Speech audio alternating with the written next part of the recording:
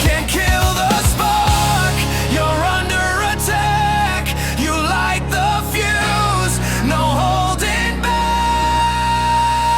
We're gasoline and static sound. You fill me up to watch me drown. You built it up from the ground. I came around to burn it down.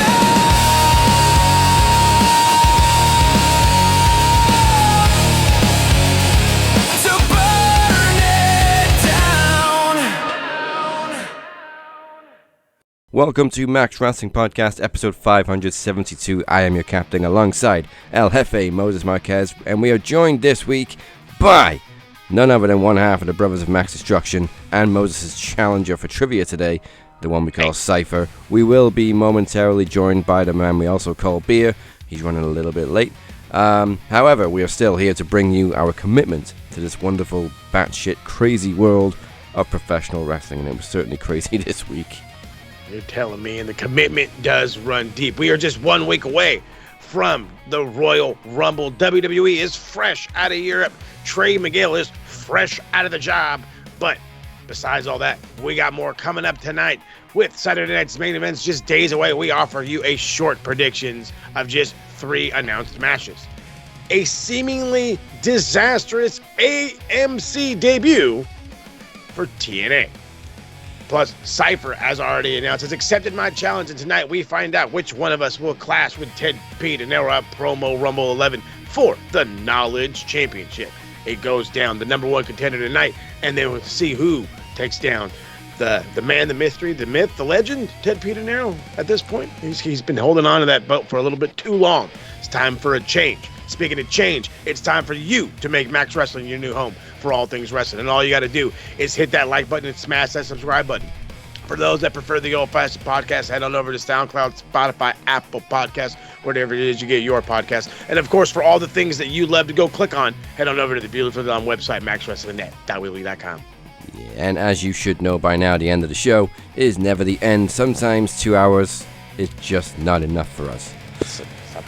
So you get a double dose of Cypher this week. Join Cypher. He's with us right now on Aftermax live on Facebook right after the show. The QR code is on the screen right now. Scan and go. There could be guests. There could be announcements. It is unpredictable as they come. So scan and go after the show. And this week we are trying something new. It's Blue Lucasade. I've never seen Blue Lucasade before in my life. One day I'm going to get a sponsorship from an energy drink. What is a Lucasade? What that's where it threw me. Right Oh yeah, you don't get Lucasade. It's basically just glucose in liquid form. It's a monster. It's like George Lucas in a bar.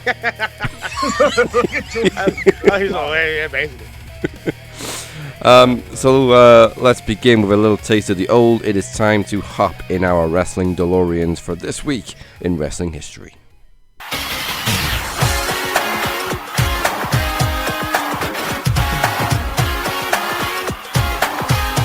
And it is pretty much just Royal Rumble history this week. There was a Clash of Champions from WCW, but it's generically Royal Rumble season. So we'll kick it off with January 19th, 1991. The late great Hulk Hogan won his second Royal Rumble match, becoming the first ever multi-time winner. He eliminated Earthquake to win the match and went on to challenge Sergeant Slaughter for the WWE Championship at WrestleMania 7. Yeah. I'm not sure which Rumble this was. It was Rumble started. This was probably the 6th or 7th Rumble. I'm not going to say it, but I had to do the hand gesture. But yeah, no, I don't remember exactly. I remember the feud, though. I do remember the feud. Royal Rumble 91 was... Where'd you go? You're not going to tell me which number it was? No. Wikipedia said absolutely. Okay, let's go to a list of them and I'll have to work it out. So, I was right. 88 it started, but it was the 4th Rumble. My math wasn't mathing. So there was only 2 previous winners before Hulk Hogan, and he was the first one to win it twice. Very nice. All right, moving on to January 20th, 2002. In one of the most star-studded Rumble matches in history, featured Stone Cold Steve Austin, The Undertaker, Kurt Angle, Kane, Rob Van Dam, Booker T, all in the match, but it was won by Triple H following his legendary Madison Square Garden return as he eliminated Kurt Angle. He went on to defeat Chris Jericho for the Undisputed Championship at WrestleMania 18. Oh my God, take me back. I Take me think back. both that Rumble and that Mania are both underrated. That one was, of course, in Canada with Hogan versus Rock. But this Rumble, I also should mention, is famous for Maven eliminating The Undertaker and then getting the shit beat out of him in the concession stands. That's right. This is where they tried to put Maven over. Yeah, and it didn't work. No. It failed. It failed bad. Hey, they fucking tried, though. You gotta tried. give it to them, because nowadays they don't even give a shit. No, I did They like fucking Maven. tried, though. I did like Maven, and I think Undertaker must have too, to kind of agree to this, and he just sold it beautifully. Because it was just a simple drop kick, and The Undertaker's out of the Rumble, and he's like, "Are you fucking kidding me?" Are you absolutely kidding me? I blame Michael Larkin for this one, but now every time we think of, I hear the name Maven, I just think of him talking about Shelton's big old right there. All right, as you can see on the screen, I'm sure Beer is about to join us, so let's get him into the lobby before we continue the history. Beer is here for the second half of This Week in Wrestling History, so let's go to January 22nd, 1994. For the first time ever, the Rumble match was tied as Bret Hart and Lex Luger both went over the top and both hit the floor at the same time. This only happened on one other occasion, which was a lot more comical. In 2005, Batista and John Cena both tied, and after Vince McMahon tore both his quads just by getting in the ring, because he was that pissed off, the final two restarted their match and Batista took the win. They couldn't have wrote it any better. They literally, and I love how they use this as consistent history. Like, these guys actually hit at the same exact time. I'm like, so you're telling people that maybe this hasn't happened before, but it has. Yeah. I love it.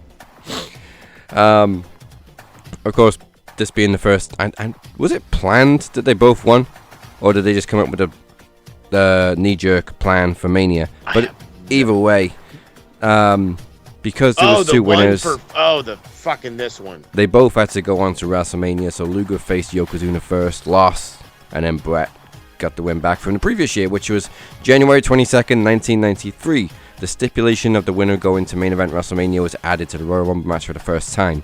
Yokozuna took the honor after eliminating Randy Savage and going on to defeat Bret Hart for the WWE Championship at WrestleMania 9, just mere moments, before Hulk Hogan made a surprise challenge and snuck away with the spotlight and the gold. In one of the worst WrestleManias ever. Overall, Wasn't that the one of Rumble? worst. Wasn't that the Rumble where Randy Savage actually went for the pin and then he got thrown over the top rope by Yoko? I think so. Attaboy, Beer. Gotta love Macho. God rest his soul. He's the man. So he gets a pass. But no, they don't get a pass deep down because this was a shit Mania. You had Yokozuna. You put Yokozuna over. I don't think people hated it. Then again, I don't remember. I wasn't really all that fucking coherent in '93, but I do remember fucking Hulk Hogan coming down with a massive black eye. Yeah. Like, don't worry, guys. I'm just here to win the belt. Okay, but why? Because I can. Huh? Oh, hey, well, winner gets Hogan, or hey, fucking Hogan's got Money in the Bank that doesn't exist in 1993. Just, hey, fucking here's Hulk Hogan, give him a title shot. No, pause. It wasn't even a match. He shows up in the ring, he fucking body slams Yokozuna, which Lex Luger tried to get famous off of, but he did it like it was fucking nothing. Hits the leg drop, and the ref's like, hey, it's Hulk Hogan. I'm going to geek out and count to 3. That's what happened. That's what happened, and it's bullshit that it happened. Yeah. That's why Bret's still better to this day. I don't blame him for it. Yeah, I don't think it was so bad that Yoko beat Bret. Fine, whatever. Like you said, he got it back the next year. But the impromptu match with Hogan just made no sense. At the bed. Wait, what? It was kind of like an early version of people turning on like John Cena or Cody Rhodes. Like, Hogan was like the top babyface, but he was on his way out. And people saw this and were just like, this is bullshit. Why is he winning the title? Exactly. It's bullshit. The old days. Good old days. And I'm sure you'll get some more Rumble history next week on This Week in Wrestling History. Because there's quite a few that happen at the end of the year. So we'll still have some more history for you next week. Oh, yeah, trust me, there'll be plenty of more. So, but from this week, from the history to this week, in the here and the now. Oh boy, I guess we better kick it off with the controversial one, which is Trey Miguel getting hired and fired by AEW within a week. Bada boom. Bam. Well, he probably got hired. He probably got hired earlier, but we've only just heard about it last week. That the Rascals were coming, and now all of a sudden Trey Miguel's gone before they even debut. Even fucking debut. Like, I know he had a little bit of heat on him, but not enough to get like cancelled. But apparently it's connected to a homophobic tweet he made like 10 years ago. It's the same situation. It's the same situation what they were with Wentz and NXT when it was the at domestic MSK. stuff. Best tag team going, and they actually fired Zach Wentz. I said on Mike's show, Zach Wentz was wrongfully released. They should never have released Nash Carter, was known at the time. It's such a difficult situation because I love the Rascals. They're fucking fantastic. But TNA gave him a chance. So the thing is it in WB's hands or is it in Tony Khan's hands? It's got to be WP. From what I saw, it came from above TK. Yeah, that does not. I don't want to say TK's not going to give a shit about your homophobic slurs, but I mean, he did have the Briscoes. And that was one of the biggest reasons, you know what I mean? The Briscoes weren't WWE, and, you can't say this, and you can't. They didn't give a fuck. They did whatever. I just don't. One tip for you fucking podcasters out there in the world: don't go researching more into the topic as you talk about it, because you're gonna find stupid shit. Like apparently this was a rumor going around that MJF got fucking Trey Miguel fired. I almost laughed like just abruptly. Like why would he? Like what the fuck? What the fuck? We should point out that story came from Ringside News because of course it did, because they're. I was going to say the R word, and I'm not going to get for it, but... Sean Ross Sapp has completely dismissed that rumor. He said, I saw a really weird conspiracy theory saying, it's because he dated MJF's wife.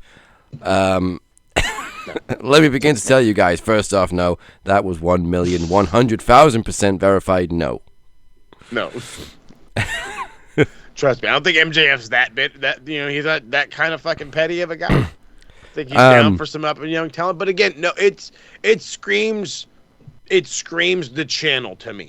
You know what I mean? Hey, we can't have that image. We can't have that image. We're a family friendly, especially fucking Warner Brothers and TNT and all it's the fucking them as a basket. You know what I mean? They're not gonna want anything that's gonna hinder them. And then didn't they just get bought out, WB, by Amazon?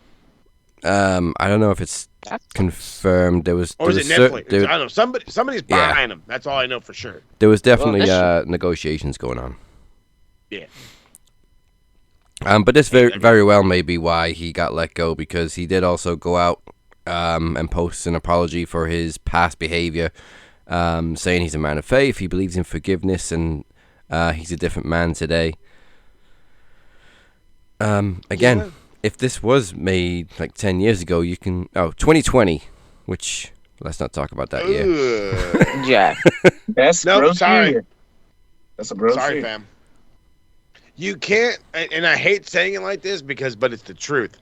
If this was 10 years ago, so 2016, right? Say 2016, think people would be a little bit less about it. You see how you're already getting ready to dismiss it or whatever, but it's 6 years ago. And I know it's just Twitter rants. I know people say shit in the heat of the moment. I know people go on the fucking internet and just so they can say stupid shit. But we had a whole ass movement that got motherfuckers fired, okay? for what they did and what they fucking said. And just like what's happening now with this lovely, list on the American side over here, love them or hate them, you're on it. You're, you know what I mean? We're coming for you. So I think that as immature as a person can be, and as easily forgivable as this could be, you fucking knew better. Especially in fucking 2020, where every motherfucker and their mom was on the goddamn internet. Like, everybody in there, because they had nothing else to do. No. So you're getting fucking super attention in 2020, and now you're going to a place that's in the middle of trying to get bought, in the middle of trying to maintain the family environment while fucking having barbed wire fight matches and glass and all kinds of other shit, and John Moxley bleeding buckets each and every fucking week, but yet it's still family friendly. Yeah. So how dare you say homophobic slur? I have just contradicted myself. I love it. I love this show for that exact reason, because I'm like, it's true. You deserve to be punished, but at the same time, yeah, look at where you're at. Like. Here's the thing. What did he say? Do we know exactly what he said? I've been looking for him. I can't really find him. I don't think Definitely mentioned. It can't be that bad. If it's been on the internet, it's got to be still on the internet somewhere. Yep. It's got to be around somewhere. Well, I've heard that there was a clip going around that Excalibur actually used the R word or the N word. Kevin Owens was the same. I think the Bucks said something a little bit homophobic as well. But I said on a comment yesterday, and I was watching a video, what if AEW bring in Priscilla Kelly, who we know has got a little bit of controversial history herself with Israel, who is the fiance of Zach Wentz and Darby's ex-wife, who's going to be the fall guy or woman, per se. I don't think Darby would be an issue. From what I remember, they split amicably. And they are still apparently good friends. Yeah. Oh God. I don't go on Reddit either. That's again another tip for the fucking. Oh, stay away. So, but I get this. Okay, this is fucking okay. So this is I'm just gonna fucking read it just off the top. I'm not gonna give their fucking name, but a person on Reddit says, saying this as a gay person, Trey not being on TV does not make things any better for the gay community. He seems like he's trying to work things out. I genuinely see no hateful thoughts in this. He's gone to, people are like, yeah, he went on to apologize, all this other stuff. He couldn't have been that bad. It couldn't have been that bad. What fucking really did he say? And then again, if you're gonna get mad at him for saying that, then you got to stay mad at Mark Briscoe, and he's TNT fucking champion. Okay, if you're gonna be mad at those guys, you got to be mad at Darby Allin for all the fucking crazy shit he's done over the years. If you're gonna be mad at those guys, there's how many more fucking list of guys that we have to talk about? I kind of did something a little bit. Oh, but we forgave it. But now we're gonna hold fucking Trey Miguel to it. I don't think he needs to get fired over it. Now that, like I said, now that I'm like really digging into this, it can't be that bad. Should you be punished for saying stupid shit on the internet, knowing that you're a fucking talent getting ready to be signed to a massive company? Absolutely, 100%. Watch what the fuck you say on the internet. But should you lose your job over it? Yeah. Again, what the fuck did he say? I find it funny how Trey can lose his jobs by making comments like that when remember who's in the Oval Office right now.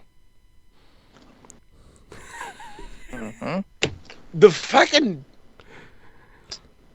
If I had a dartboard... Double fucking standards. That's a beautiful standard. Maybe Double Trey should have standards. just talked about If it grabbing some affects- pussy instead. Hey-o. Yo. Oh, this ain't a PG show, by the way, about the people, in cats. case you're new here. Oh, yeah, in case you knew, we're PG. brother. PG. I hope they work it out. I really liked Trey when he went on his singles run in TNA. Yeah, I hate saying it like this, but I well, no, not to pause. I don't hate saying it like this. I'm with you. Work it out. He's a good enough talent. Again, if you're gonna hold his motherfucker, then next week on Dynamite, Mark Briscoe loses the belt. And if he does it, then fucking move on. Yeah. Win the whole circle I did. Or in fact, go to TNA and fire Tessa Blanchard while you're at it. Yeah. If we're talking about people with shady ass past, thank you. AMC doesn't care as much as WB. Apparently. Speaking of AMC and TNA, they did not meet rave reviews for their first episode. Who booked this? Oh, good God. That's my fucking question. Who booked this? It's a whole Dark Side of the Ring episode. Fucking hell. Well, the head of Crave is apparently Tommy Dreamer and some other geezer. I don't know, but it was bad. That's Tommy Dreamer, brother. You're out of the job. And the production quality, it looked like it was recording off an iPhone 8. It looked bad. It's just, everything was, like, did they have to lose cameras when they moved to AMC? Did AMC say, hey, we're sorry, but we do classic movies around here? This bitch is from the 50s. Have fun. Did WWE pull the plug on the funding? Or... Well, yeah, because they don't have any fucking partnership with them anymore. So maybe now they're like, oh shit, now we're coming out of our own pockets. Yeah, for real, because AMC says we got nothing for you. So they want us to believe Conrad, is it Thompson? Conrad Thompson went out and said the same thing I've been saying for like 2 years, that TNA is being treated as a developmental for WWE. You look at Joe Hendry, you look at Jordan Grace, Leon Slater this week. It's probably only a matter of time before Leon Slater moves over, because now he's been showcased on like SmackDown and Raw. And what was it? Was it Saturday Night's Main Event? Yeah. So it's just a pattern that keeps developing. These TNA guys show up in WWE, and it's like, hey, they're doing them a favor. It's a nice working partnership. Then next thing you know, it's a year later, and they've left TNA and they've signed with WWE. Yeah, I also think it's a fucking money thing. They know what they're getting themselves. It's like, you know what? And this is why I love footy. It's like being on loan. It's like, oh, hey, I like this place. This place is going to pay me more money. It's going to give me a better spotlight. I want to go here. And once they get their opportunity to jam, they're going to jam. I don't hate them for it. I wouldn't call it a fucking developmental, though, either. Because look how long it took. It took forever for it to really become a developmental brand. Because look at the original influx, like with Eric Young and Bobby Roode and all the other stuff. How many of those guys are even still around? Yeah. Outside, Bobby Roode would be if he wasn't hurt. But Bobby Roode, I think he's just on the creative board now. You see him on Unreal all the time in the board meetings. I think the new one is Drew McIntyre. He was in TNA. But he also started in the E. Oh, yeah. You know what I mean? And if they're going to make that argument, then you might as well make that same argument for, like, Big Damo or whatever. Like, whatever they're fucking... Who else came from the UK that was massive? Fucking Joe Hendry. No, by a country mile, the biggest success from TNA to WWE is AJ Styles. Now, that one you could say, but in no way is that developmental. They took... Oh, hell no. A fucking... 15 years? How long was he was TNA? in like TNA for 12 years. Then he was on the Indies in Japan for another 2. And then, of course, he came over to WWE 10 years ago. Jeez. AJ's been in WWE for a decade. I'll never forget that Royal Rumble. And the crazy thing is, he's facing Gunther on the exact 10th anniversary of his debut, and his career's on the line, which we'll get into a little bit later on. But as far as this AMC debut goes, they drew 173,000. Which is better than I thought. Yeah, sames. But you want to know That's okay. But you want to know what? If they would have had Scott D'Amore still in charge, they would have drew in a lot more. Oh, how we miss Scott D'Amore. You're telling me. Obviously, I'm not going to make excuses for TNA because they had visa issues, but they were missing so much talent. And another one that would have been going from TNA to WWE if she hadn't been fucked up was Masha Slamovich. Yeah. She'd have been in the Rumble next Saturday.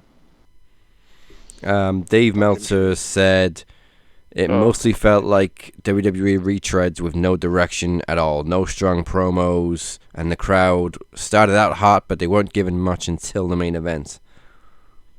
Oh, the matches were terrible. Except the main event. I thought the main event was very good. Also, Bingo. Bully Ray, what the fuck? And Dixie. Yeah. She got Bully that. Ray, I get. Dixie, why? I understand it too, because look at you, fucking TNA. No.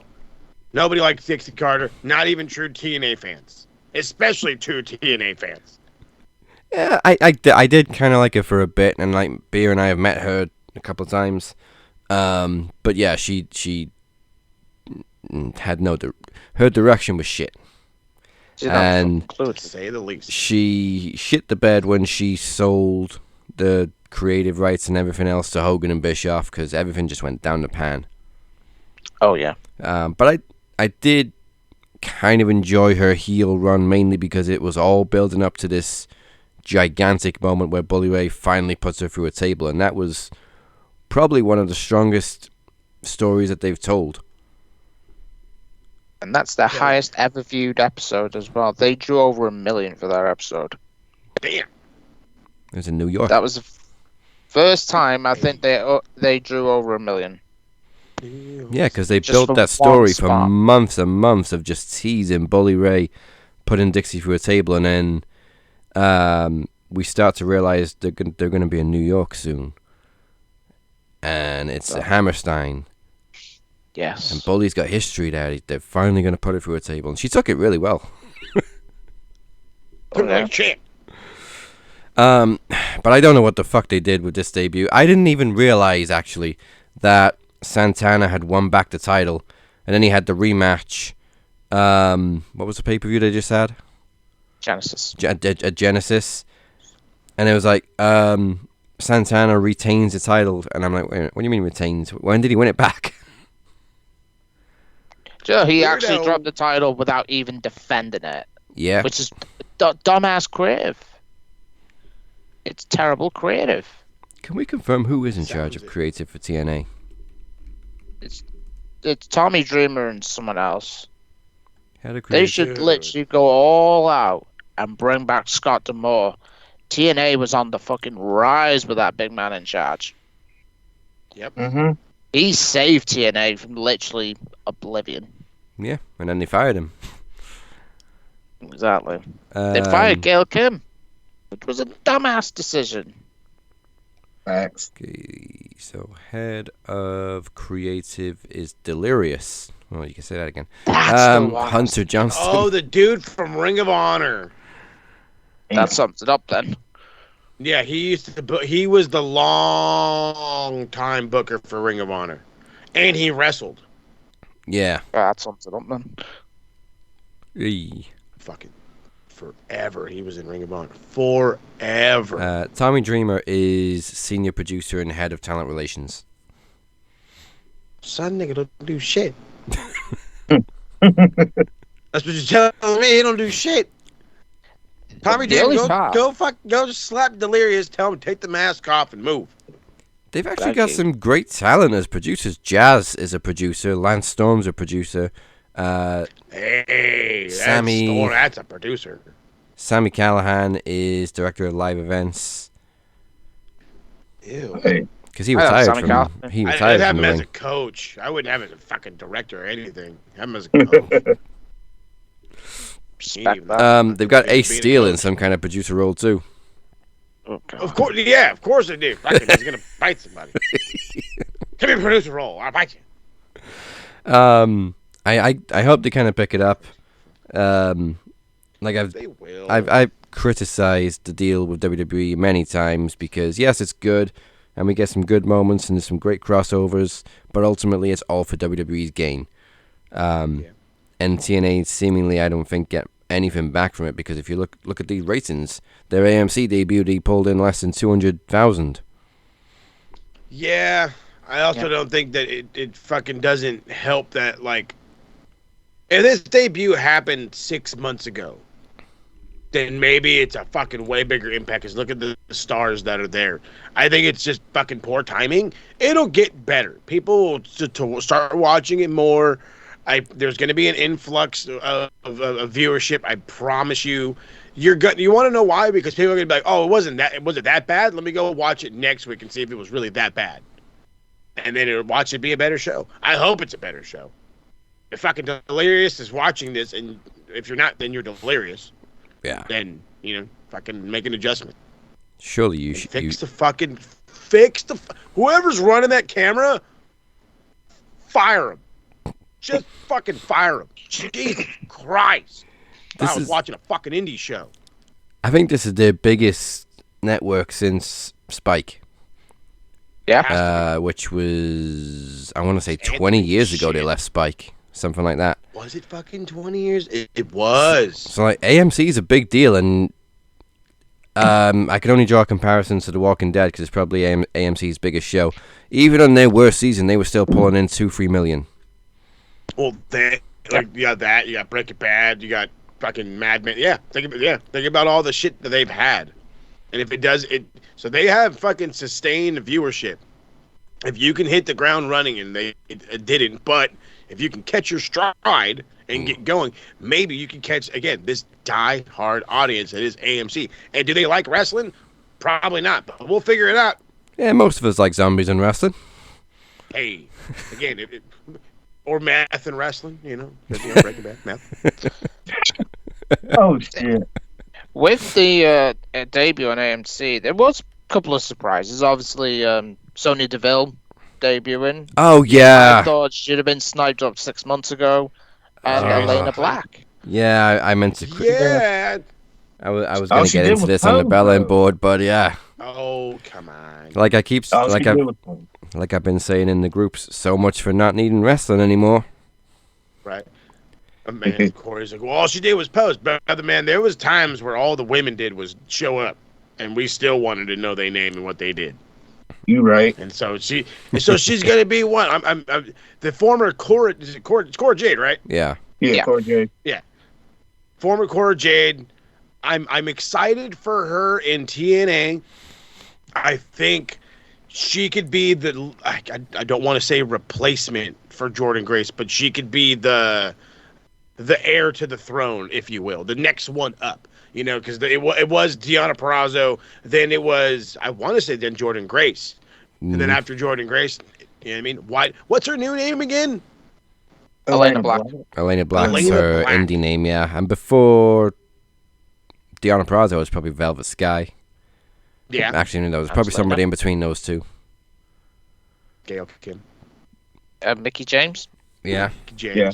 Who, by the way, if y'all haven't seen, someone put a tweet out about Unseen, about Road Dogg not having a clue about the women's division on SmackDown.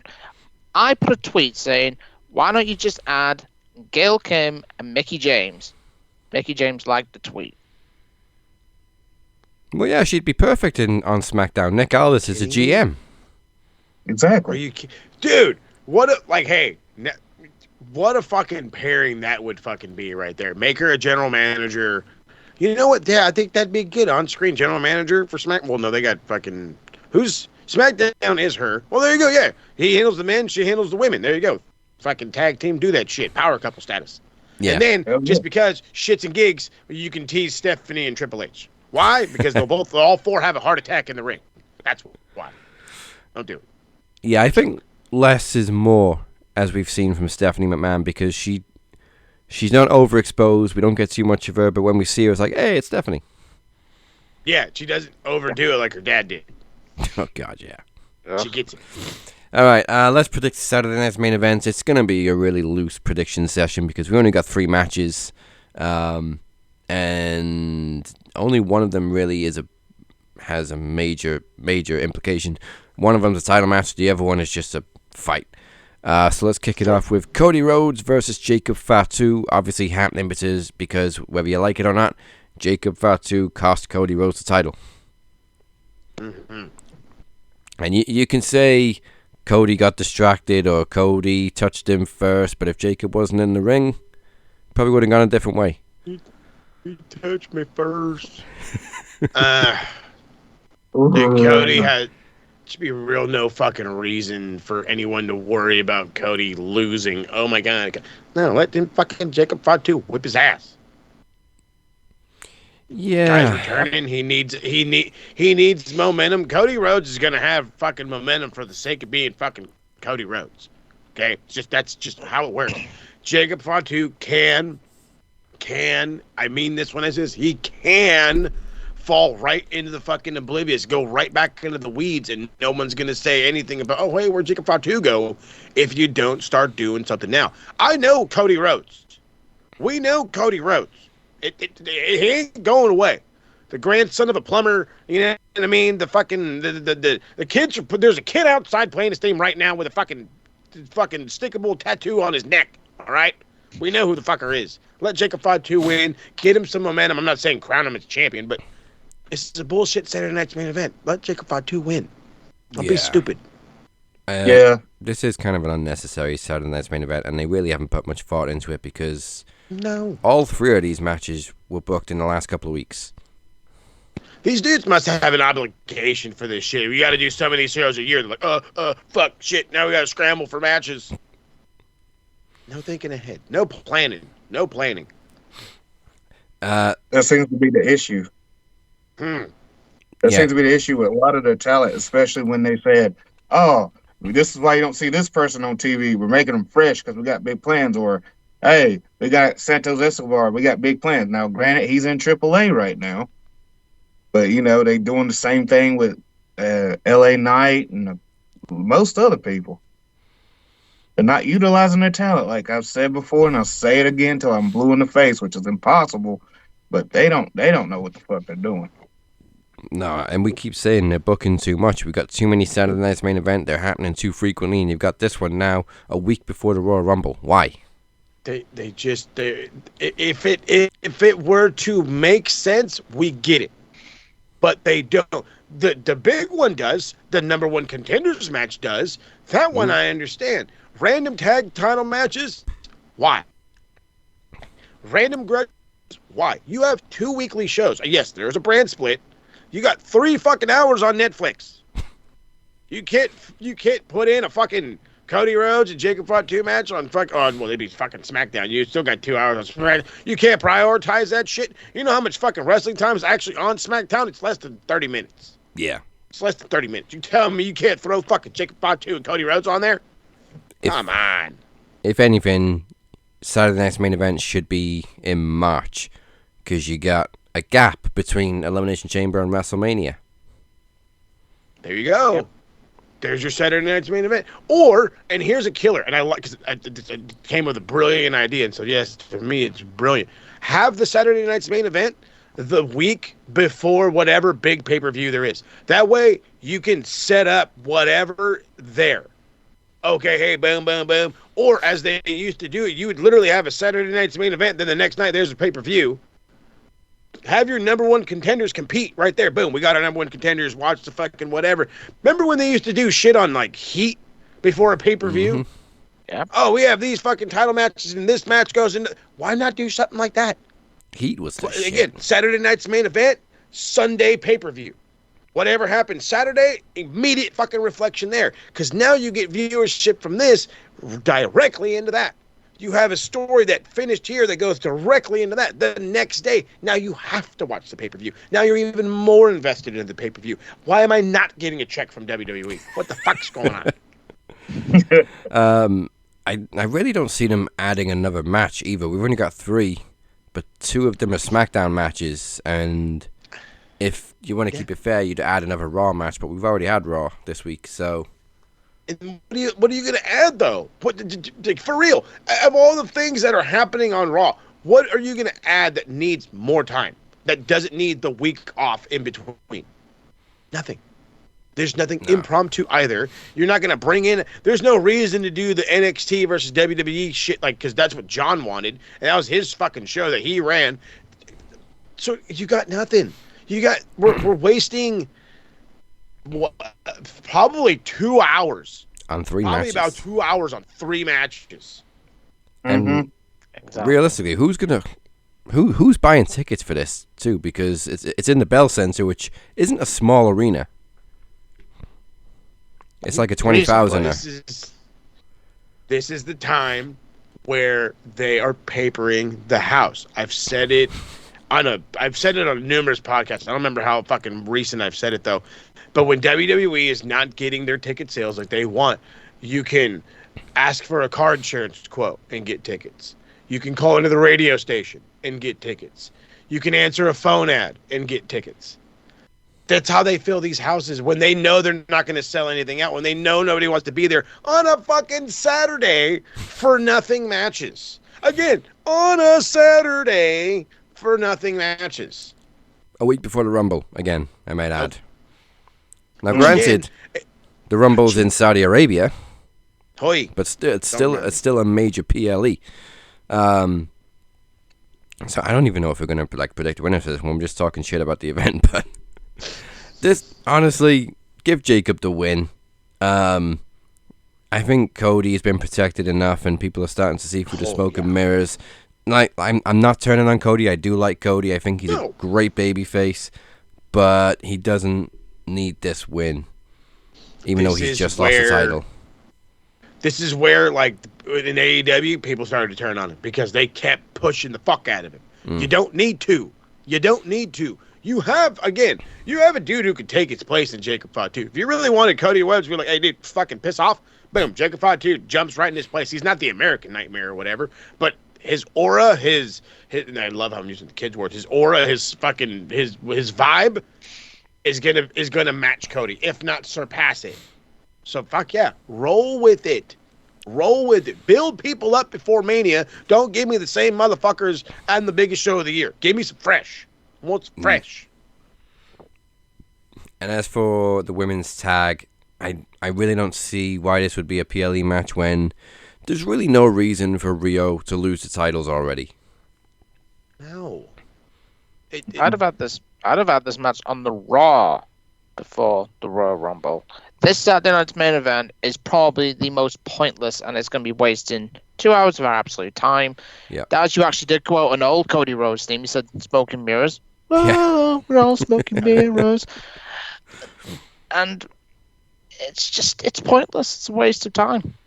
Yeah, even the main event could have happened tomorrow on SmackDown. Easily. Again, this match alone, the fucking Fatal 4-Way #1 contenders for the WWE Undisputed Championship. You have that one. You have a #1 Intercontinental title match. You have a #1 Tag Team title match. You have a #1 Women's title. There's your fucking Saturday night's main event. I'm tuned in. I want to know who's going to be on the pay-per-view. It's fucking TBD on the other thing. That's how you do it. This is the perfect type of match for this shit. The other ones, waste of time. But in reality, because it's only the one, you're 1,000%. You could have had this on the Raw, as Beer pointed out perfectly, on the Raw before the Rumble.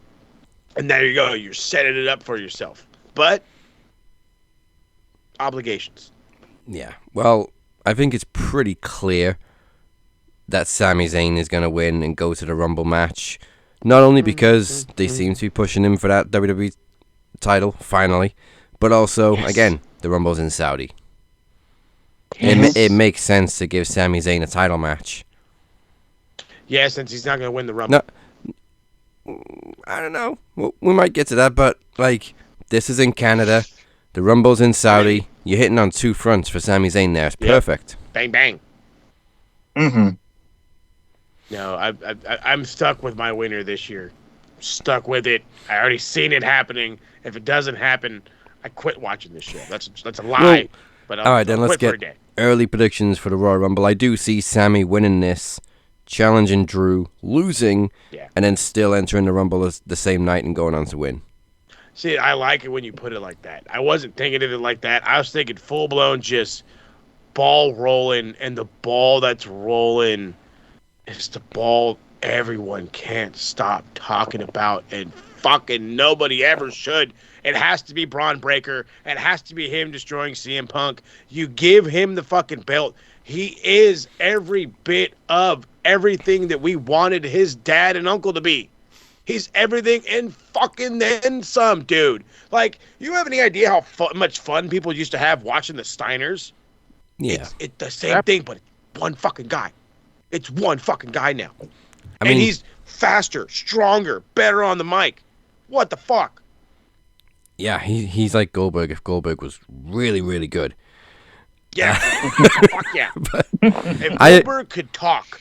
Yeah, I totally agree with the end game. I definitely see it being Braun Breaker and CM Punk, but I think it makes perfect sense for Sami Zayn to win the Rumble because Braun Breaker can easily win the Chamber match in Chicago to win a match at CM Punk. When you put it as I lost, but I'm not giving up, Sami Zayn, I'm like, fuck it, brother.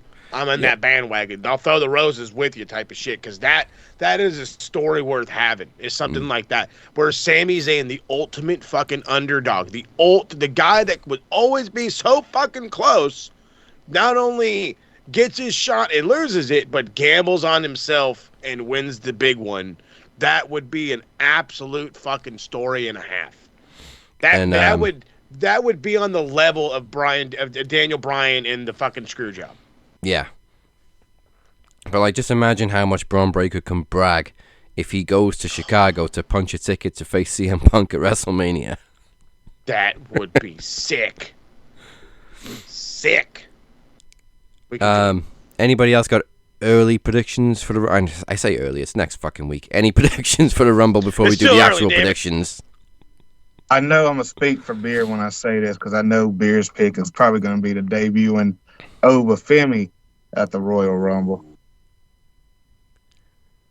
Obafemi, Drew McIntyre? They would be. Yeah, because remember what happened. There's a story there. A nice main event. I like that. But for what I've seen already, the early favourite to win it is Roman Reigns. Oh, gag me with a spoon. Beer.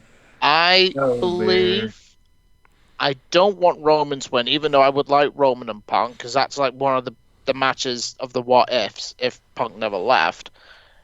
I'm gonna agree with you, Mo. I'm gonna go Braun, and I'd have Sami winning the Chamber. Put everything together, but with Obafemi, I'd have him facing Brock Lesnar. Yeah, baby. Yeah. That's as far as Roman goes. I'm still going with the Cody Rhodes match at Mania, match number 3, because it doesn't need the title. They're 1-on-1. There's no need for a title feud now. We've seen it done half a dozen times between Roman and Cody. But I'd definitely be okay with a third Mania match just for bragging rights. Yeah. How long has Seth been out? How long has Seth been out? When did he go out? Been out October, isn't it? Crown Jewel one. Yeah, because he wasn't champion for long. It was only a couple of months. Fucking. Won the title at SummerSlam. Rollins? Won the title at SummerSlam. He wasn't in War Games, so it must have been October. Early October. Must have. But the dark horse to win it is, for me, is Obafemi. I'd like it. I don't think it'd be a crazy fucking move to go that. The question is, though, do you pull the trigger and go all the way? Does he win it all? I would. I mean, he can always win it. He can always win it. Fucking madman. He can always win it at SummerSlam, and Trick can always win it sometime. It's just the possibilities are fucking endless, bro. Yeah, that's what telling me. Thank God for the possibilities. I love the possibilities. Speaking of possibilities, we take a look at the developmental brand, if you will, an in-depth look on the Tuesday nights. We don't have a jackhammer, we don't have a spear, but we do got the beer. It's his time for the NXT round.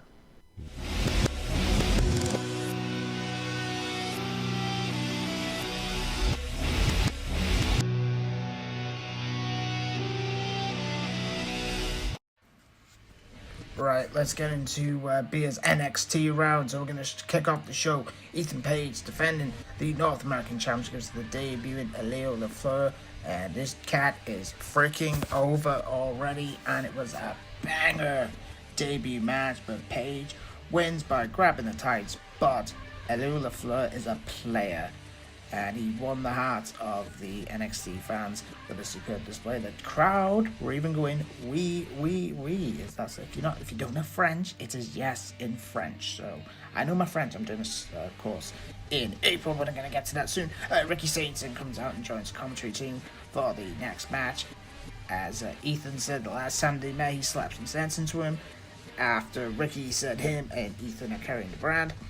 First qualifying match of the night for the ladder match that is happening on February the 3rd. It sees Shiloh Hill going one-on-one with Josh Briggs, my friend Molly's favourite. Shout out to you, Molly.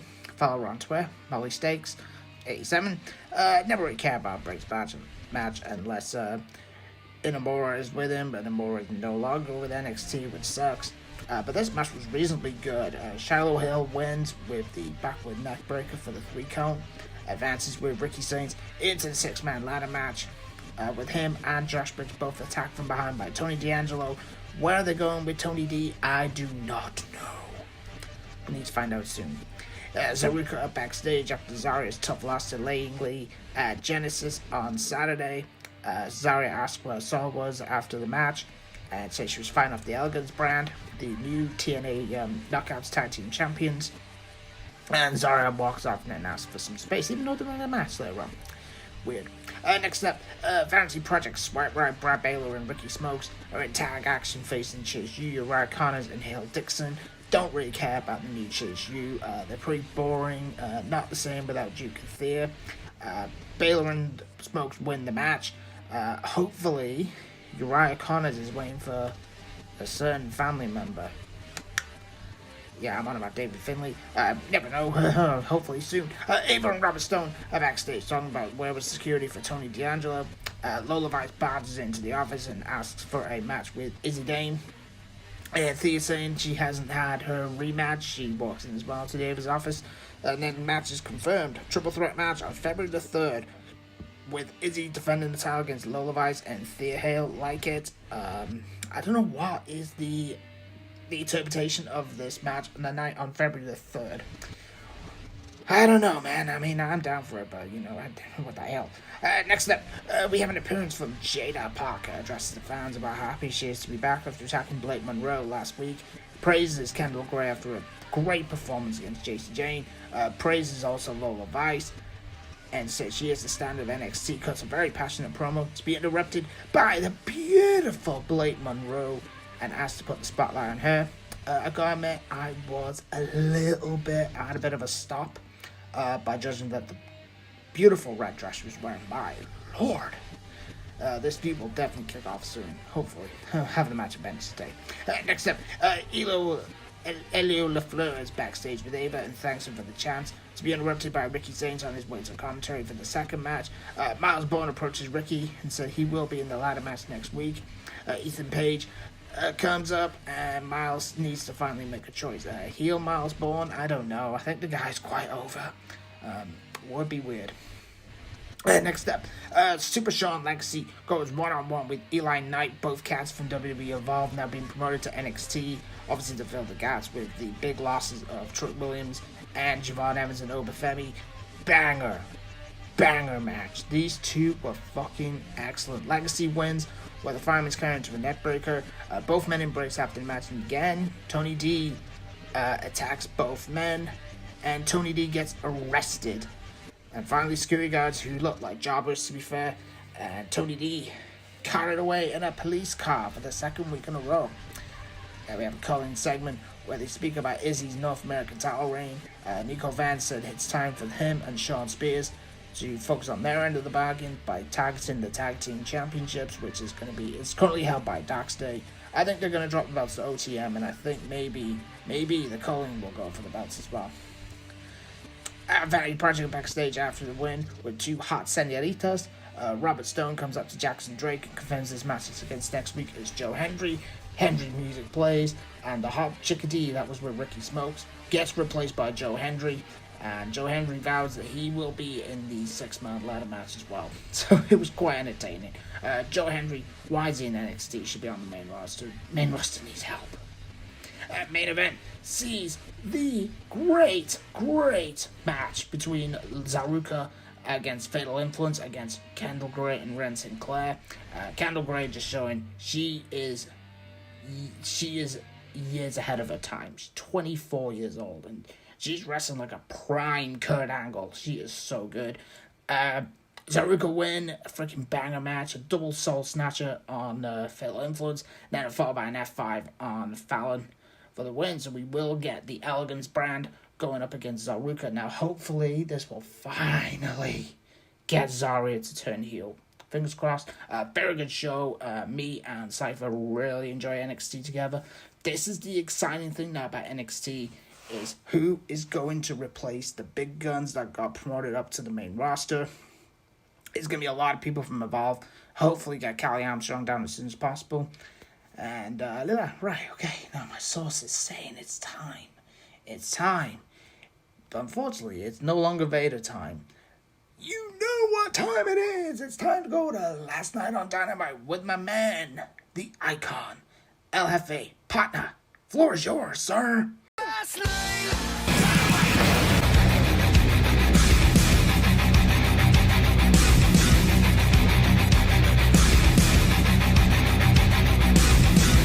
Alright, just in time for Dynamite. The fucking background is finally working. It only took 2-3 weeks, but there you go. 2-3 weeks. At least it's not 6-7 weeks. I had to do it. Goddamn kids are killing me. Damn it. Goddamn kids are killing me. All right, Last Night on Dynamite.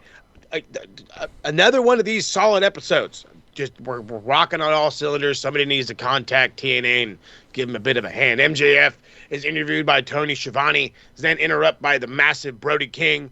And I love this the whole time because MJF's like, yeah, whatever. I don't want to listen to you. He's like, yeah, you talk to me, but the second he poked him in the chest, he turned into like a sniveling child. I'm out of here. I don't want anything to do with you. And then he barks and he fucking damn near falls off the apron and onto the floor. I never laughed so hard in all my days. MJF is becoming a national treasure. He is slowly becoming Ric Flair. They're having him defend this belt on international shows to be like Ric Flair. His antics are becoming more and more and more like Ric Flair, and I love the drop of the I am the world's champion. I was going to say that opening promo really gave me strong Ric Flair vibes, even the way he held the belt. Oh, yeah. Super Ric Flair vibes. I'm fucking in love with it. Good shit. I got the Hangman custom and suits, Jets. the watches, the shoes, the scarf.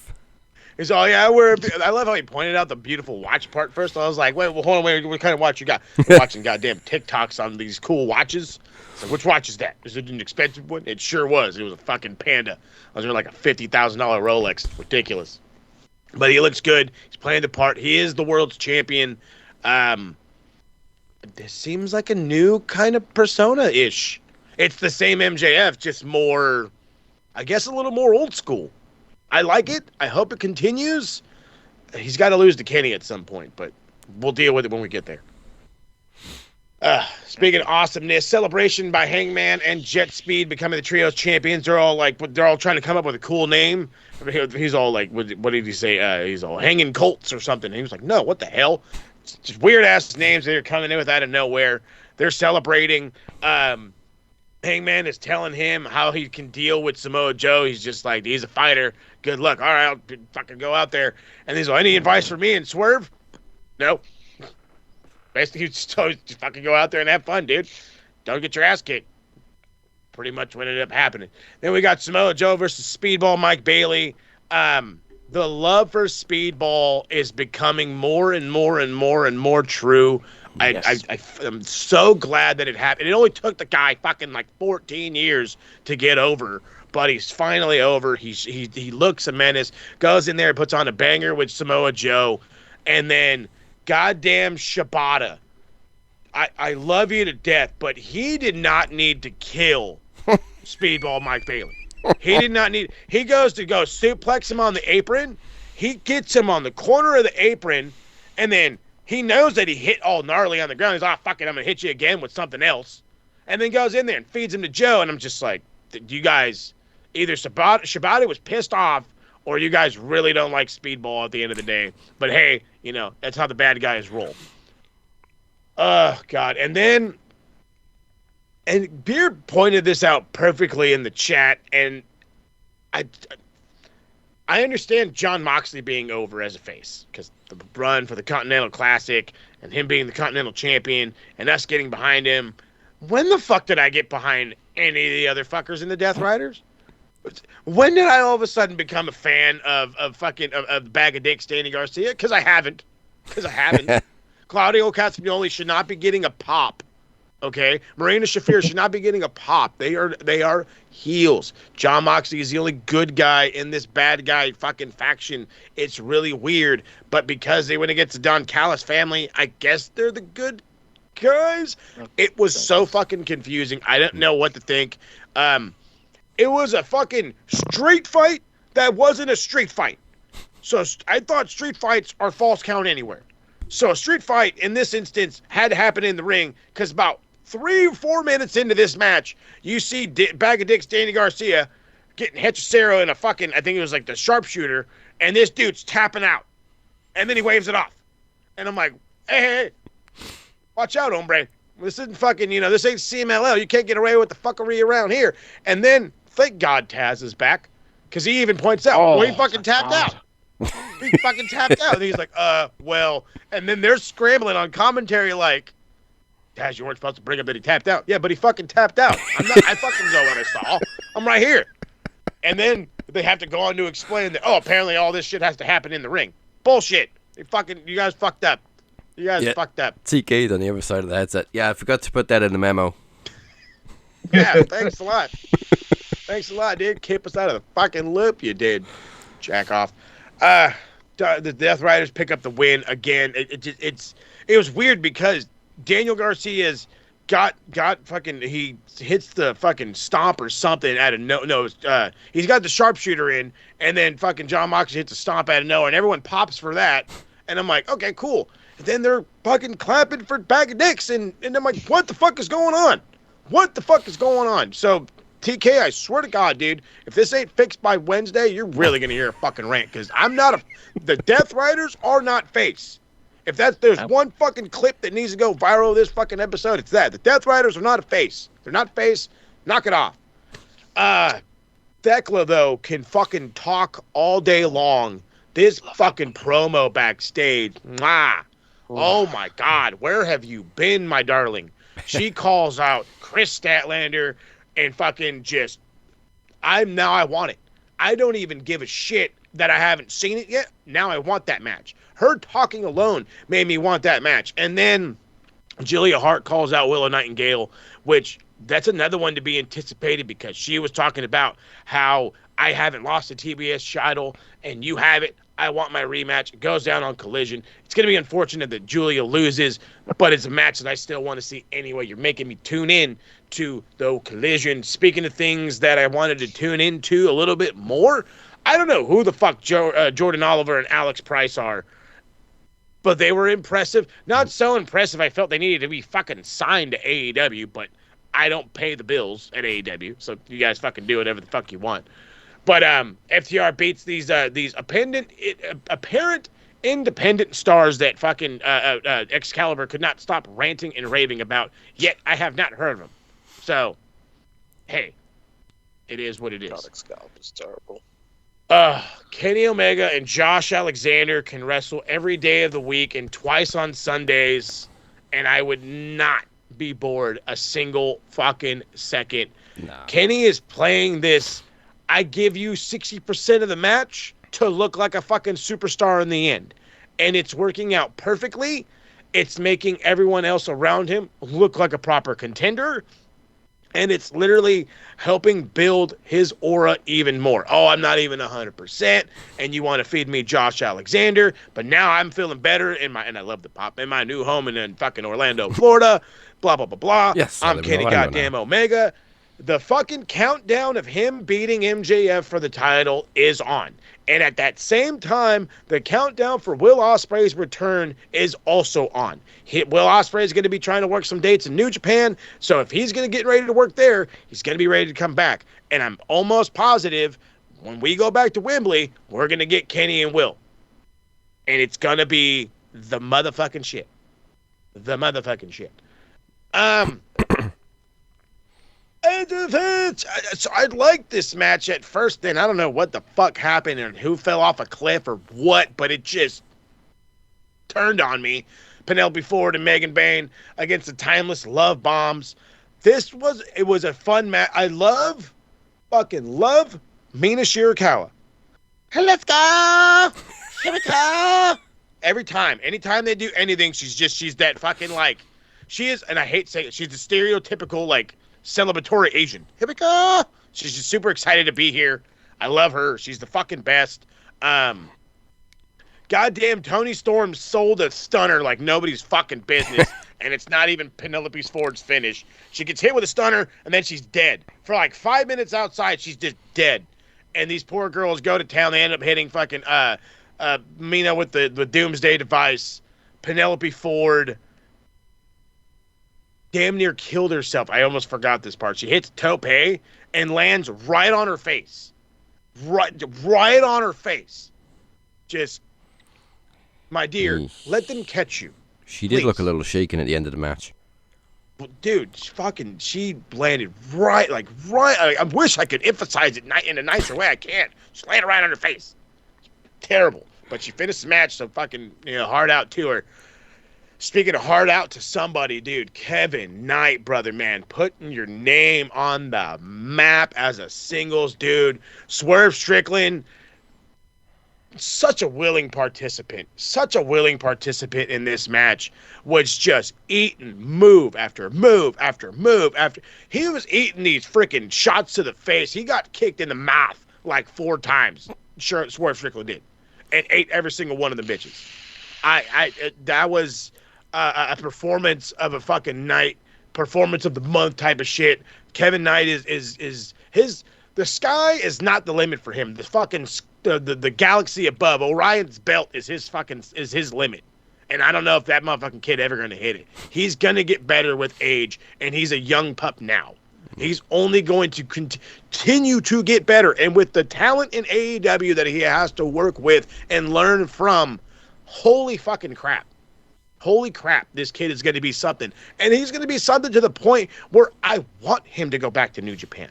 I want him to fucking get so big in AEW that when he goes to New Japan, he wins that fucking IWGP World Heavyweight Championship, he gets the fucking Okada vibes.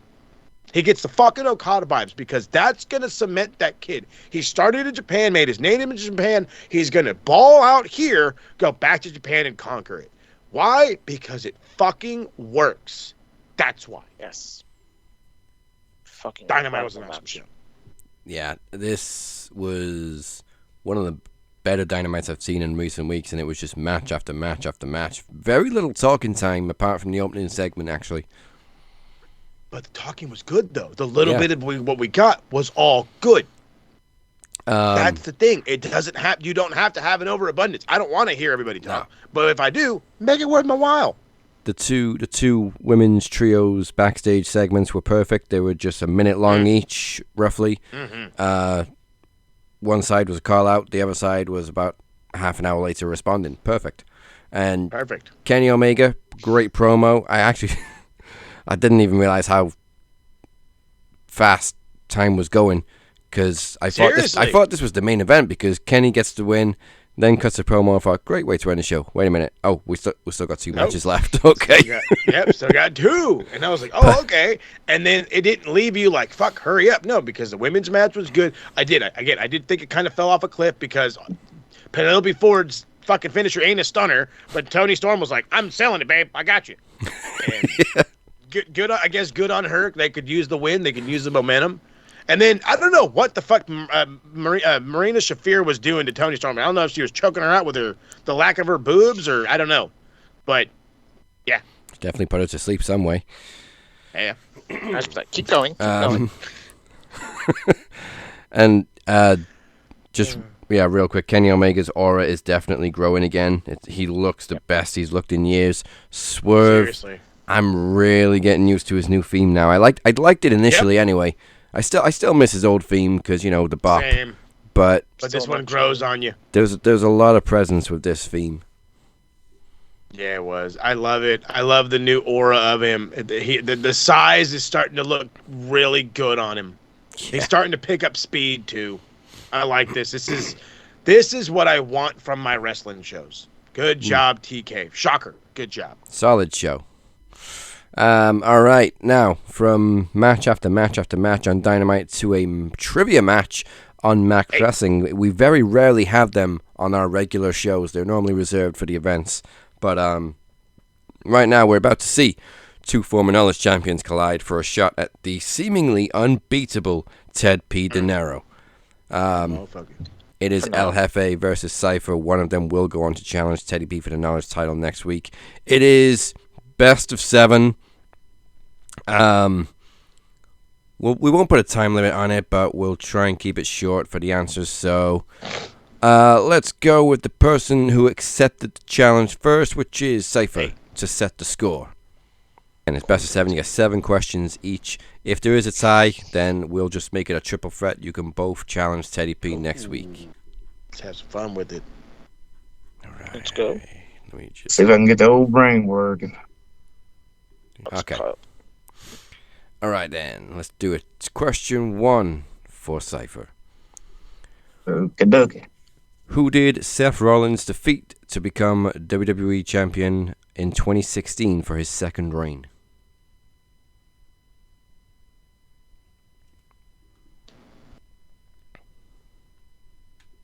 About fucked up because I was like, no, he didn't beat him. He relinquished that. That's 2016. That happened in 2015, 2014. Two stuff, bro. Also, I'll add this was at Money in the Bank.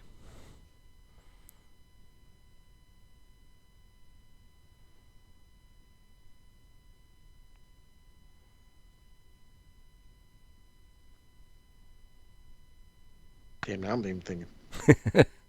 I know. Yeah, I'm thinking too. Because I'm going all the way back. I'm hoping it's no. He fucking eliminated my original thoughts. So no, it wasn't that one. Now I'm thinking. Yeah. The Money in the Bank. Yeah. I know it, but Money Of in the course Bank. you do. I'll drop another hint. Seth didn't cash in, but the fact that this was at Money in the Bank was a big play in this match. Was it Dean Ambrose? No, you're on the right track, though. Seth Rollins beat Roman Reigns, which he also beat him the first time. But then immediately after, Dean Ambrose cashed in, so all 3 Shield members held the title on the same night. Yep. Okay, yeah, because I was like, wait. Because I know he had the briefcase, and I know Dean's shenanigans, but yeah. Shenanigans. Dean won it that night, right? yeah, I believe I think so. that was because Roman got suspended for violating the wellness policy, and then he came back for Battleground. Then there was that triple threat match, and that was a very, very good triple threat match. Hey, he's got cancer, all right. Yeah. He can smoke all the weed he wants. I thought it was leukemia. Potato, tomato. Pain meds. Tomato, tomato. Pain meds are pain meds. All right. You're That's right. WDL. All right, question 2.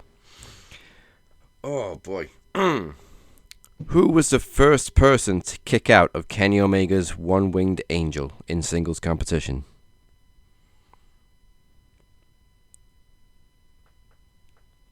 Did this take place in AEW or New Japan? I believe it was in New Japan.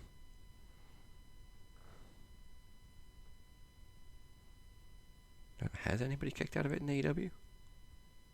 There must have been somebody. No, in AEW, there was the screwdriver was the closest. So everybody that's been put up has been come down with this, except for the screwdriver spot. And he just retired, didn't he? Well, Gunther hasn't retired anybody else yet. No, not yet. Not yet. Yeah. Give him time. Yeah.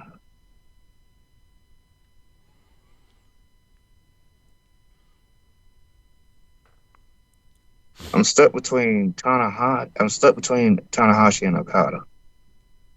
Trying to think. It's a coin flip.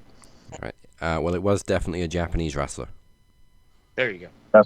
Yeah, so I was like, yeah, I'm on the right track. I just don't know if it was. I don't know if it was. Are you on the right feud? Probably not on the right feud. Who else did he feuded with? Tanahashi. He feuded with Okada.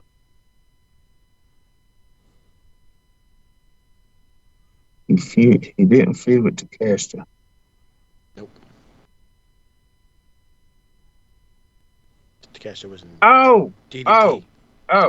Naito. Ooh, you're definitely on the right track. However, it was a little closer to home if Kota Ibushi. Mm-hmm. Mo was He's the only chomping man on the to bit kick to out. answer that. Yeah, I was like, oh, it was Naito, but yeah, that was close. That was really close. Was Ospreay Tough not one. kicked out of it? Who? Ospreay. I never can't kicked No. think if anybody's kicked out of it in AEW. I don't think they have. Sure, it's a Ted- forbidden door. Technically, Okada didn't lose to it when the time limit draw happened, but that's that.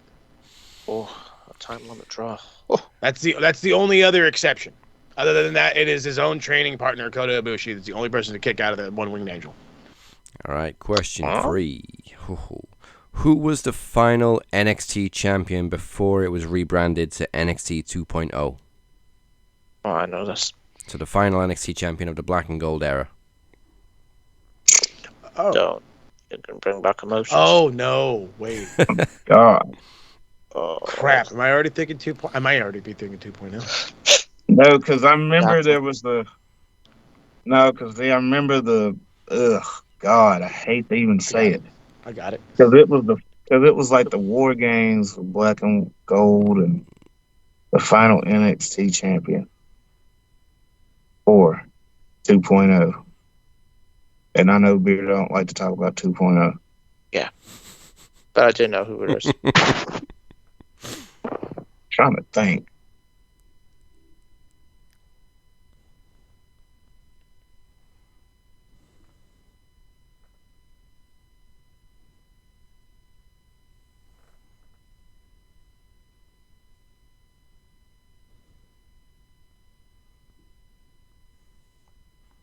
Drop a hint, he was defeated by Braun Breaker. Oh, was that Tommaso? Yes, it was Tommaso Ciampa. Tommaso Ciampa, yeah. His second reign as NXT champion. Joe. There's another one who's just retired. Well, not retired, but he's left WWE. Oh, he's. Well, I Joe, got 10 more years left in me. He said. Joe wanted to take over 36, but then he vacated. See, Yeah. Be Karen Cross. All right, we got one on the board. Here's question 4. Which multiple-time tag team champion used option C in TNA to win the world title in 2013? Oh, I know this as well. I think I know Option too. C. Multi-time. Okay. Repeat that again so I can clarify that. Which multiple-time tag team champion used option C in TNA to win the world title in 2013 at Destination X? I swear it's not who I think it is. I know who it is. You'll often hear me and Mike talk shit about this.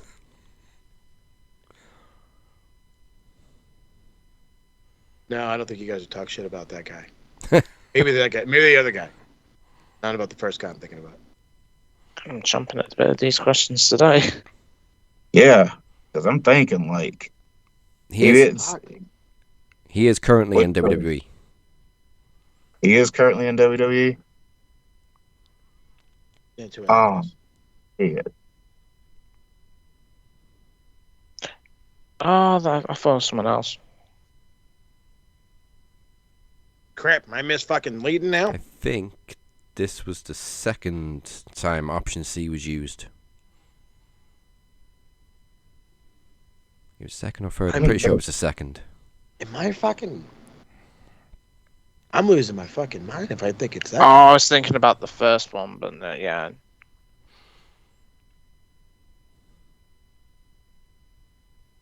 I can't wait He's to figure out who this is. Is he in the single?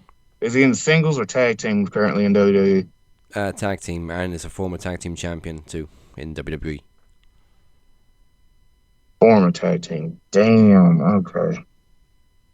Okay, I got a whole new guy in my head now. It's like Mystery Superstar. Yeah, same here. Hey, no? bud. He's a former tag team champion.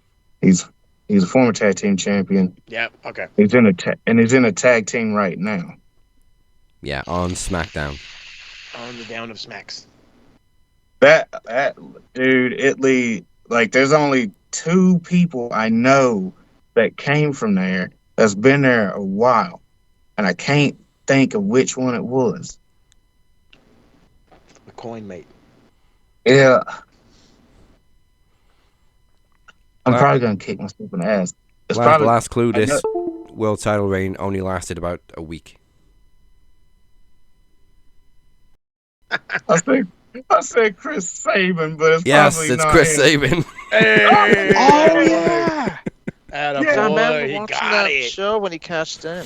The second he said it was a week long, I was like, "Yep, exactly who I've been thinking it Yeah, was." job to Good Bully job. Ray. Obviously, the first one was Austin Aries beat Jeff Hardy the year before. Dipshit. Ooh, That's what I was okay. thinking of, actually. Question That's two. 5. We got 2 on the board. The Undertaker last defeat to win the 2007 Royal Rumble. And then they went on to face. And then they faced each WrestleMania? other at WrestleMania. Wait. No, it was a couple of years You after. think they you faced- got a couple of years later, they faced each other at WrestleMania.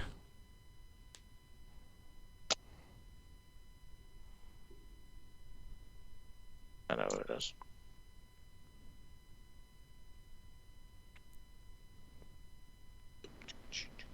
I'm trying to think if it's the first or the.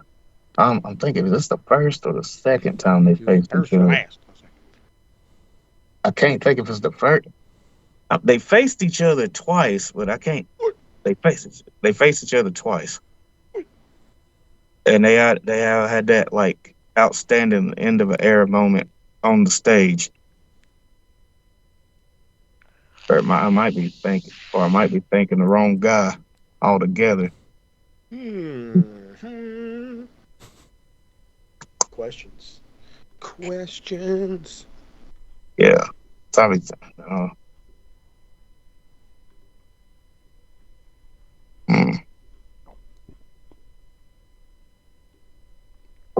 I don't know why I keep thinking it's him, but I know it's not.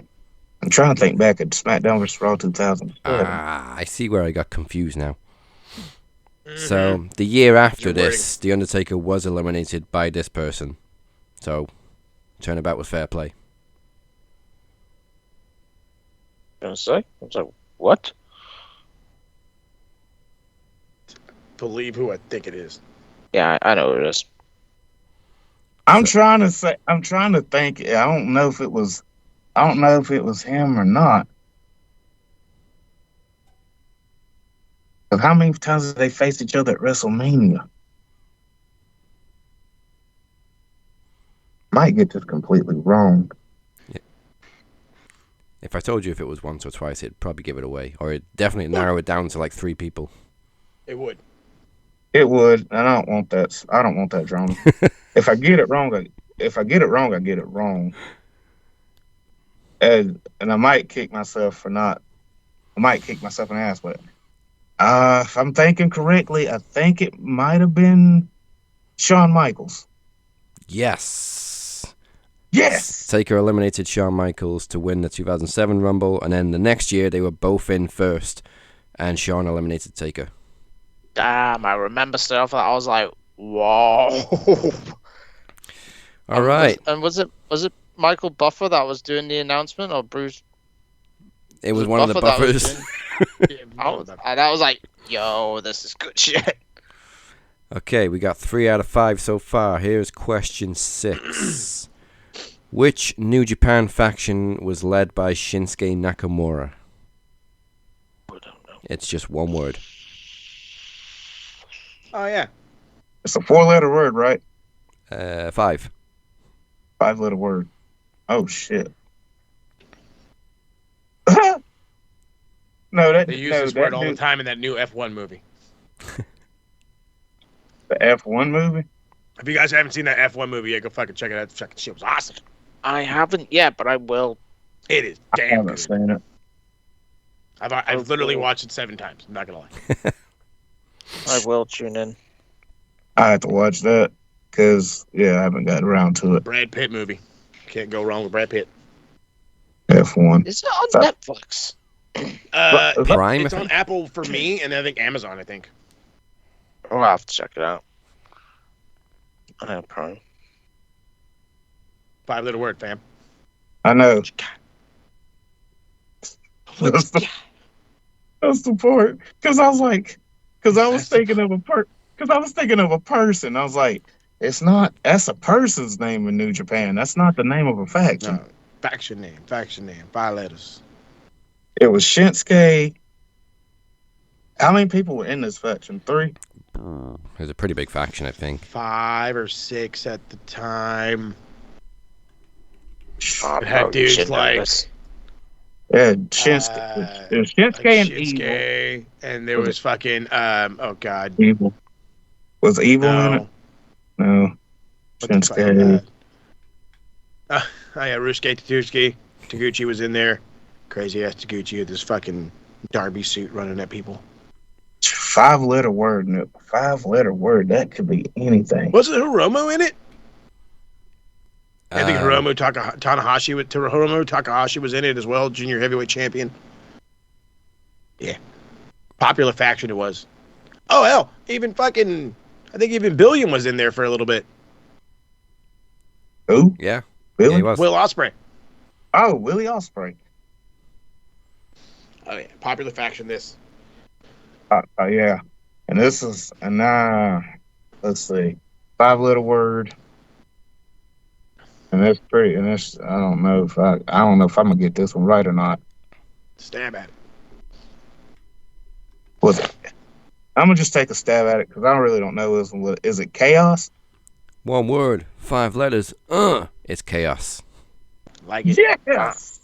Yeah. All right, score is good. We got 4. Here's the final question. Who did Jon Moxley defeat to become the AEW World Champion for the first time? God dang it. This is back in 2022. No? 23. No? Something 22. like that. Somewhere in between 22 and 23. Maybe 2020 even, because he beat Punk. 2020. I think he beat Punk for the second one. Was AEW in 20? Yeah, it was. It was. Thank God, because it was fucking murdering WWE. It was empty as fuck in there.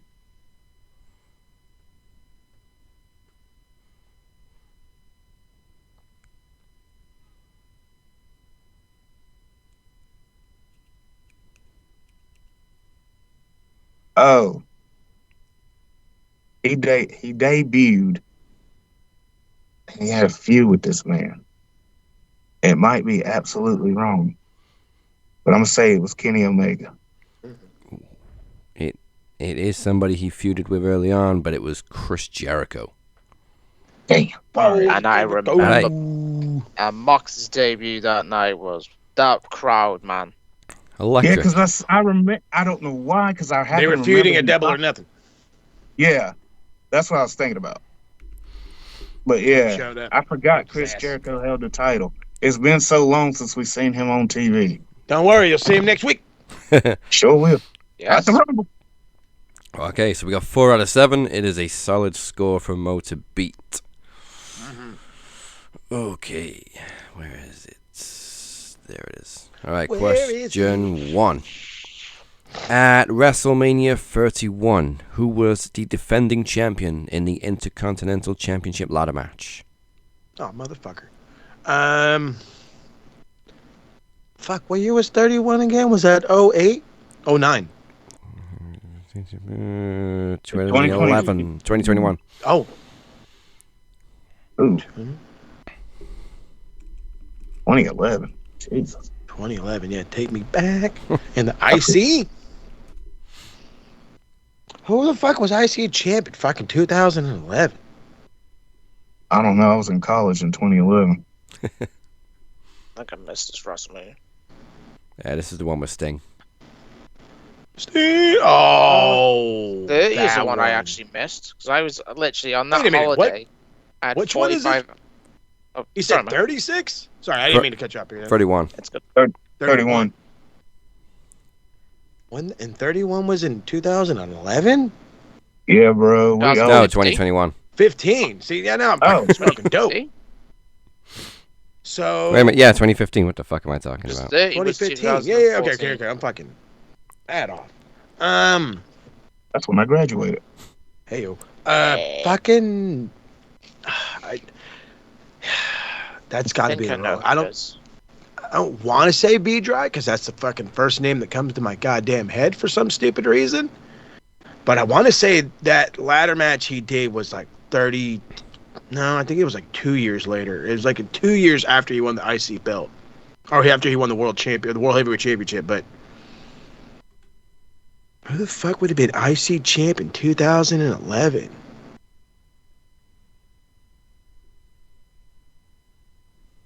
IC champion holds no weight, bro. Or 15. Fuck, I keep thinking the fucking year, lay it back. 2015, 15. Was he already out by then? When the fuck did the whole shit happened? Oh god, damn it! Why am I doing this to myself now? Who's defending champ? You want to know who won the Who match? was defending champ? That's right. I think that was the one that fucking B-Dry won to win the IC title. But who the fuck was champ? The fucking Miz. Tell me I'm right. I'm wrong, aren't I? Yeah. Miz wasn't in the match. It was Bad News Barrett. I should have said I'm afraid I got some bad news. Oh god damn it! Totally missed the opportunity. Oh, yeah. I thought it was Kevin Owens, but it was the year after. It was Dude, same. Bad News I Barrett was like, it's not defending. Wade Barrett.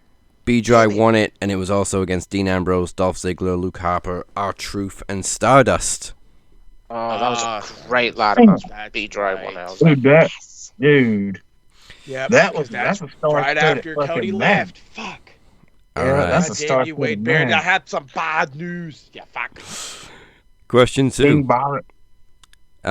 Who was the first Knockouts champion of the rebranded TNA era in 2024?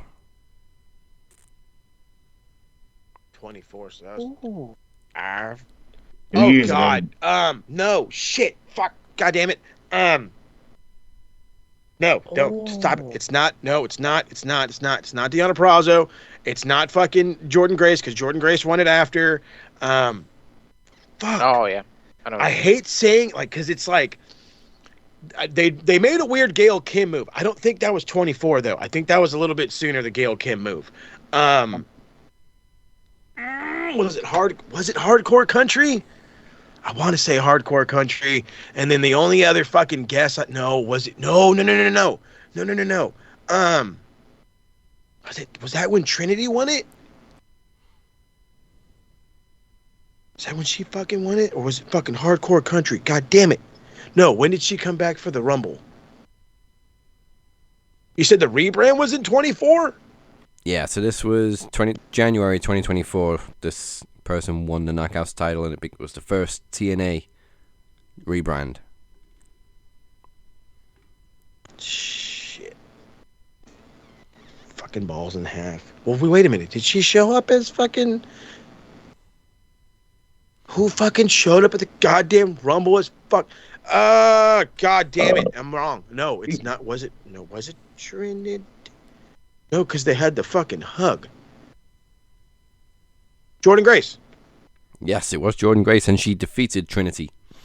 That's right. Okay, see, I was like, no, I got it fucking mixed up. That was a fucking excellent match. And she went on to hold it for 287 days. Hell yeah. So, yeah, I think she entered the Rumble just after winning the title. Yes. Who was Jushin Thunder Liger's final opponent? Fuck. Fuck. Was it the fucking... Oh, shit. Damn it. I hate this. Oh, come on, Mo, you should know this. I hate this job right now. Fucking hell. The problem is because fucking Liger had these matches going like in other promotions, and I'm trying to remember. Did he fucking retire? No, he retired in New Japan. He retired. What the fuck was it? Was it like a fucking Dominion? Was it a? I want to say Ace. I want to say fucking Sinahashi, but I don't think that's right. Fucking. Who else could he? Was it Hiromu? No, I don't think it was Hiromu. Was it Actually, Hiromu? technically it was a tag team match, so. Oh! There's two possible answers you can give me. Oh! That was the, fucking, shit. God damn it. God fucking, oh my god.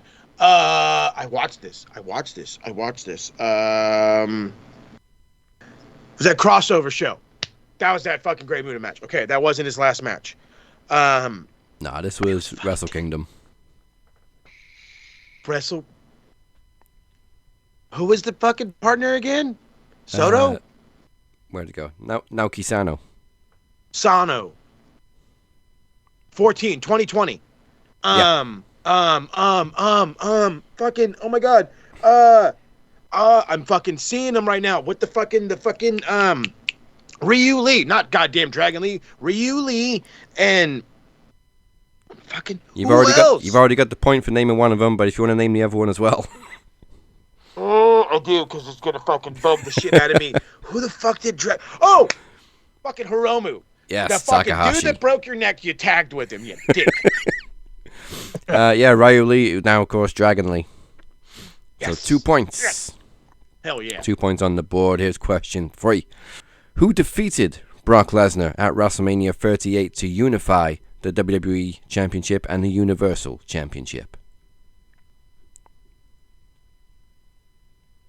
Fuck, I hate when they're so close, like we don't fucking remember them. Shit. Wait a minute. It's 38. When was 38? 38 when are we going to? We're on 40? 2022. 2022. 22. Yeah. Roman Reigns. Yes, it was Roman Reigns. And the match 'Cause I was was sitting terrible. there playing. I was like sitting there, like, fuck, no, you know this. All right, we It was got the start of a 3 questions left. 1 point to tie, 2 points to win. That's right. Let's go, Jim. Following TNA split from NWA in 2007, who was the first TNA World Tag Team Champions? Oh fuck, the tag champs. I was about ready. I was ready for the heavyweight champ. I was. Boy, I tell you, guys, what got me one time, he won't go get me a second time with that one. But no, fucking tag. Shit. Was fucking Beer Money around in 2007? Because that's my first fucking guess. Is always Beer Money. It's probably the Machine Guns. No, I don't think the Machine Guns were there. Fuck. Who was around in 07? It wasn't the Hardys. Well, was it the Hardys? No. I think Jeff was still over.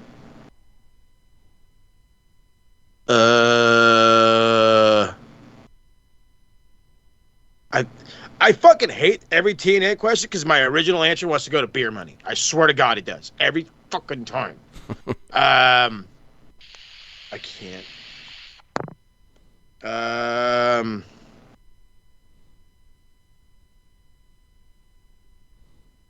The crossover.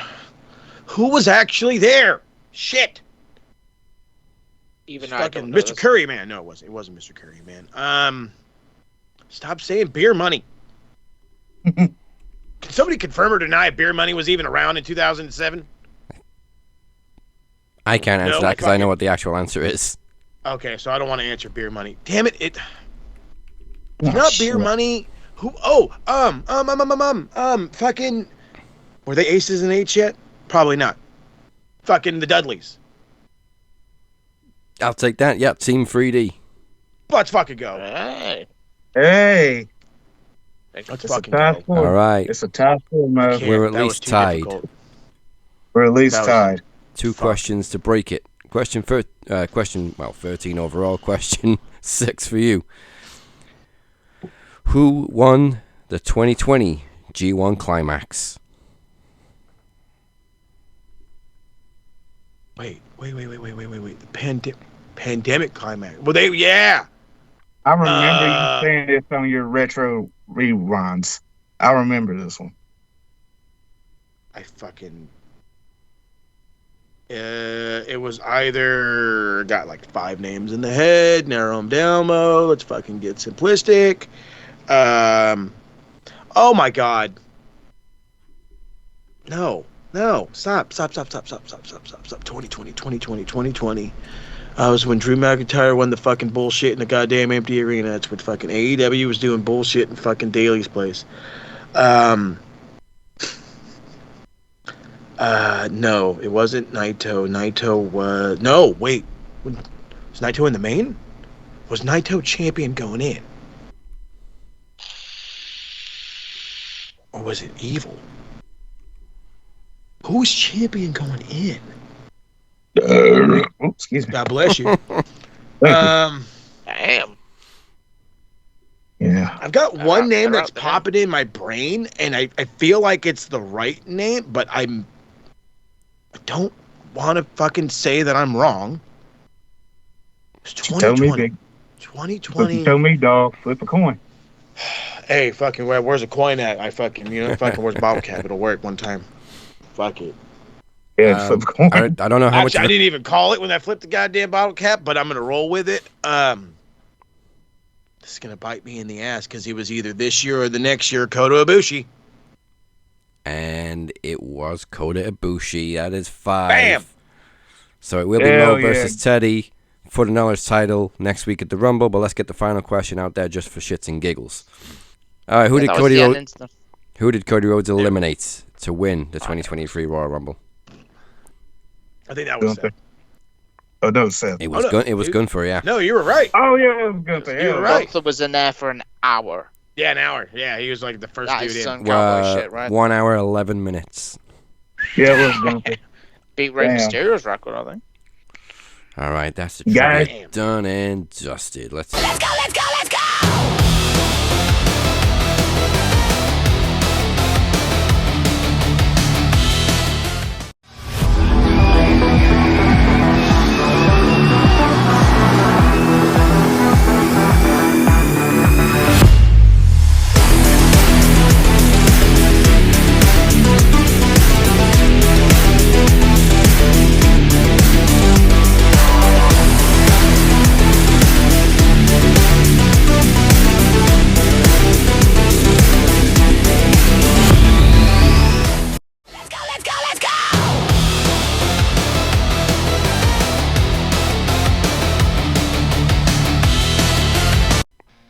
Next week is our first Max event of the year, and the event is the Immersive Era Promo Rumble 11, and it comes your way next Thursday, January 29th. We will predict the 2026 Riyadh Rumble, plus a whole bunch of action, including the Demoness and fellow Dark Spirit, the Phoenix, go one-on-one for the Max World Championship. Can the Dragon survive Max Wrestling's twisted consequence?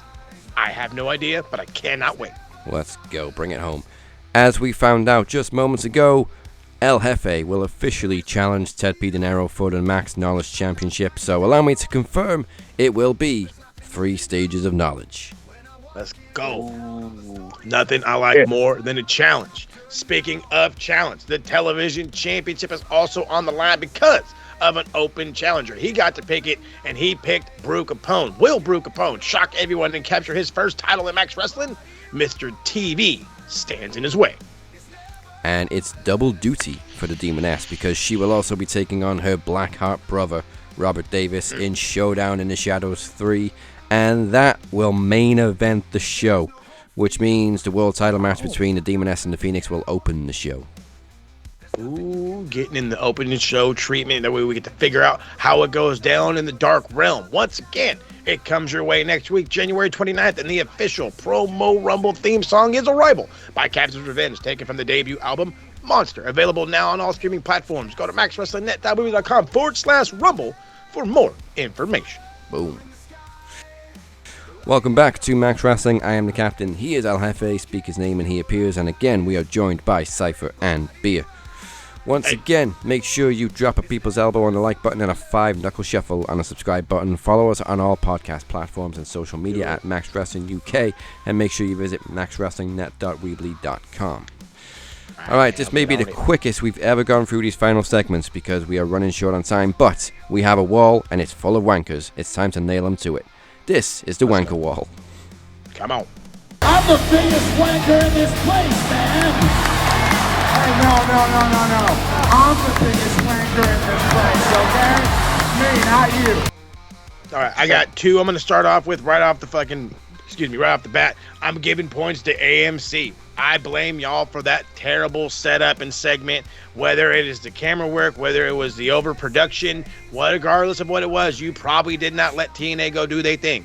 Bully Ray, Lance Storm, Delirious, stop being delirious and go figure out how to get in these dudes' pocket and have a better show. You guys are a better company than this. You need better if you want to grow. Don't get kicked off AMC where the old people hang out. So AMC gets 50 for this week, and I'm throwing another 50. Again, like we've said time and time again, when WWE makes mistakes, all the blame goes on Uncle Paul. Why are we having another bullshit, no reason having Saturday night's main event? Why? There's no reason for it. It's a waste of time. As Beer and I have said already numerous times, we're going to waste 2 hours for nalgas. Nothing, baby. Don't like it. 50 points to the Papa H. Yeah, stupid. All right. Anybody else? I'm going to give 30 points to our old friend Vince Russo. Yes. If you haven't seen Unseen yet, there was on episode 3 when I was the most jealous man in the world to be Triple H because Io Sky did the jump, and I was thinking, I'm jealous. He said apparently Io acted a bit inappropriate, and I'm thinking if Io did that to me, I'd be all over it, fam. I'd be so all I'm over going to give 30 points to Vince Russo because he's such a fucking prick. It's not inappropriate. It's like the whole business is like a family bond. I was jealous. All of them that came up from NXT look at Triple H as like a fatherly figure, so it makes perfect sense to me. This is truth. By the way, thank you for bringing that up, Beer, because my man Trav sent that to us. So if you haven't heard from Trav in a while, he was the one that sent me that. I was literally going to drop the whole same bit. Stop being weird, people. That's Max drop for Chop, though. There it is. Flex, you got anybody? Yeah, let me give a whopping 50 points just to the IWC. Hey. They've been terrible this week. Scandalous. What's new? 50 points to the IWC. You know what? If we're sticking with 50s, I'm going to drop 50 as well. I'm going to name my pick with a simple question. What the fuck was the point in Austin Theory's joining the Vision? I feel like poking him with a stick. Do something. So 50 points to Austin Theory for bringing absolutely jack shit to the Vision. Jack shit. WWE's Danny Garcia. Yeah. At least he can talk. He's a mood hoover. At least he can talk. He's not bag of dicks. He's a bowl of dicks. Absolutely pointless. He's a satchel of chodes. He's a satchel of chodes. I hate saying this, but Logan Paul has done more for the Vision than Austin Theory. Speaking of that, I want to give 20 points to Logan Paul for he mentioned that he thinks Vince is going to come back. Yeah. He's going to get the pop of a lifetime. Not happening. Do not want him back. 20 points to Logan Paul. That motherfucker is just as delirious. Factual information. Right. We'll keep it short on that one and move over to the good side for the other side, the other board that we have. That's right, the beautiful other board, because fortunately not everyone is a wanker, so now it's time for the bruv board. Bruv. Boom.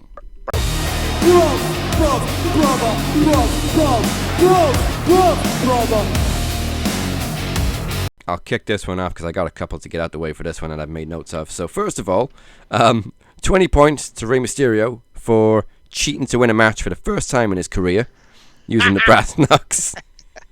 Love it. No way. I literally jumped out of my seat and went, Rey Mysterio fucking cheated. Love it. And homage to Eddie. Probably wasn't the first time he's cheated to win, but it's funny. What else have I got? Oh, speaking of Logan Paul, 100 points to Belfast for the Logan Paul chant because I died. That was insane. He's banned from Japan. This is us UK fans. We're fucking crazy. Again, I'm telling you guys, if you don't get when I say this, that every other crowd outside of this states is gonna be awesome. That is exactly why. They will make a song out of nothing. Out of nothing. That was a full-on football chant, and it was fucking hilarious.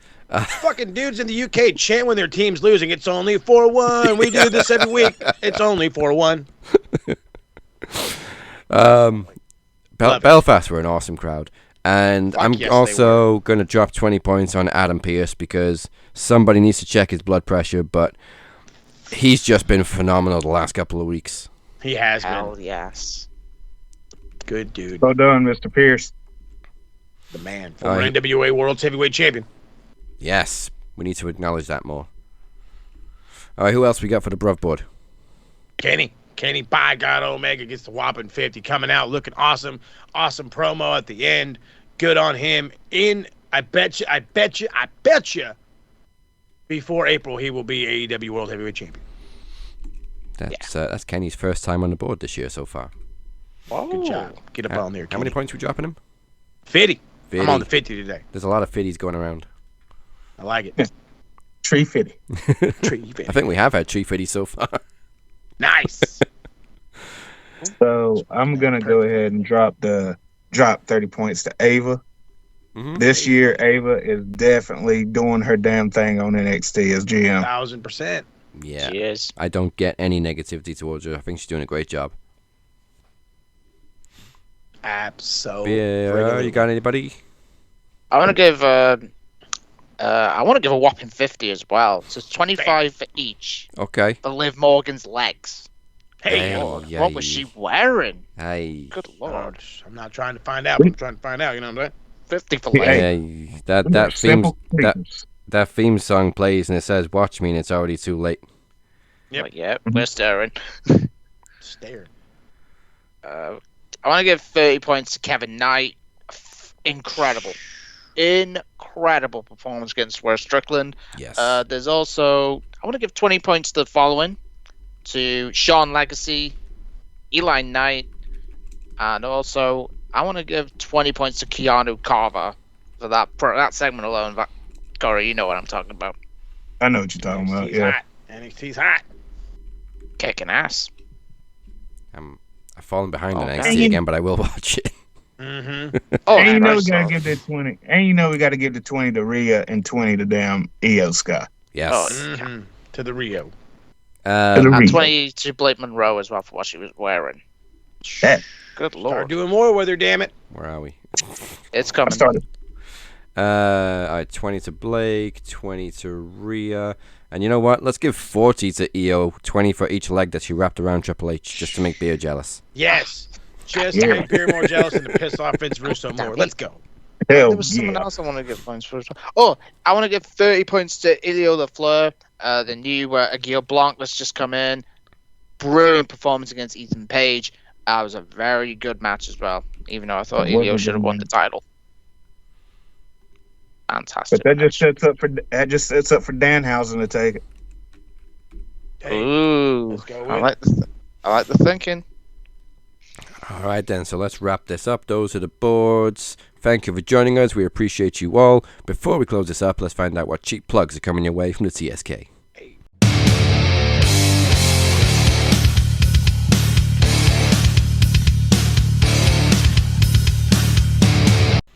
Yes, sir. The cheapest of plugs are the best of plugs, as you find them probably at the Dollar Tree, wherever your local convenience is. A whole lot not coming from the TSK right now. Why? Because I'm not going to say hiatus. We're waiting for the right time, and the right time is going to be the Riyadh Rumble. That is going to be our return back to the platform and go crazy with it after that. We really do want to try to find something we could get a little more consistent with, but for right now, pay-per-views are our mainstay. However, as far as consistency picks up, you want consistency outside of outside of the Max Wrestling, you go to the Max Footy, where the consistency is going to slowly start to pick up. I've dropped episode 1 on the Chucky Lozano story. Episodes 2 and 3 are coming your way. He may actually be gone before we know it. 5 guys that we're going to talk about were possible replacements. 3 of them are already in the MLS. 2 of them are massive transfers outside of them. 1 of them is 41 years old, and he plays in Italy. Go ahead and take a guess. And on top of that, I've got a roster breakdown coming. We have Champions Cup coming up. So we're going to talk possible starting lineups. We're going to talk position battles. I've got so much coming on the San Diego FC side, it ain't even funny. But the craziest part about the Footy Pod is it's already expanding. I've already talked about it in one episode where we have numerous branches. We have a branch for the Manchester United. We have the branch for the Spurs. We have a branch for San Diego. And we have a branch for Charlotte FC. So Corey will be making his debut on the Max Footy Pod possibly this weekend as he covers all the crazy transfer moves that are going down for Charlotte FC, going after some big name players trying to make a run at the Supporters Shield and the MLS Cup. So much is coming from the Max Footy Pod and the TSK. You got to stay a part of it. Plus, the Max Wrestling, you never know what we're going to drop over here as well. So make sure you're following us on all the fun socials. Max Wrestling UK, Captain 512, SMR Podnet, Max Footy Pod. And of course, for all these links and a whole bunch more, check out the beautifully done website, maxwrestlingnet.dbly.com. And do not forget to hit the subscribe button, follow button right here on YouTube. Then after YouTube, head over to Facebook, Instagram, TikTok, and anywhere else you can find us.